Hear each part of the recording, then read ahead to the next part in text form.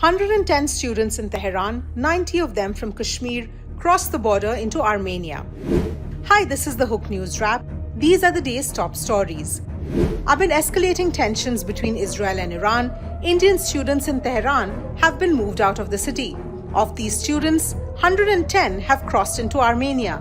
India's Ministry of External Affairs said the step was taken for the safety of these students through arrangements made by the Indian Embassy. The ministry has also urged other Indian nationals and persons of Indian origin to leave Tehran if they are able to do so using their own resources. The advisory comes at a time when US President Donald Trump has called for an immediate evacuation of Tehran. Trump, who cut short his G7 visit reportedly due to a possible US intervention in the Israel-Iran war, wrote on Truth Social, and I quote, "Iran should have signed the deal I told them to sign. What a shame and waste of human life."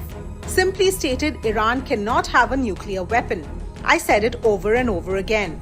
Everyone should immediately evacuate Tehran. End of quote.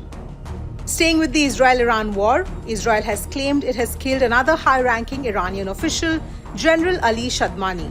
The Israeli statement described Shadmani as the most senior military commander and the closest figure to Iranian Supreme Leader Ali Khamenei. Meanwhile, Prime Minister Narendra Modi arrived in Canada on Monday for the G7 summit, his first visit to Canada in a decade.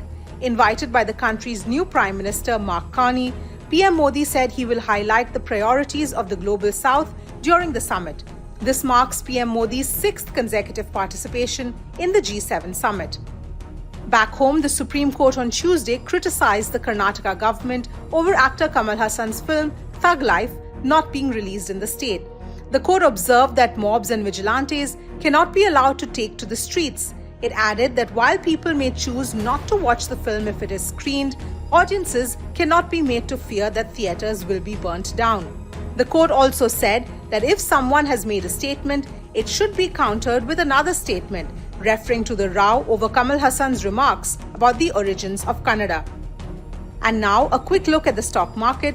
After starting the week with strong gains, Indian equities slipped on Tuesday.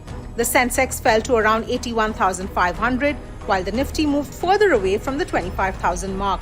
Market sentiment in India mirrored global caution, with investors jittery over the ongoing Israel-Iran conflict. That's all we have on the Hook News Wrap today. Log on to hook.online for more.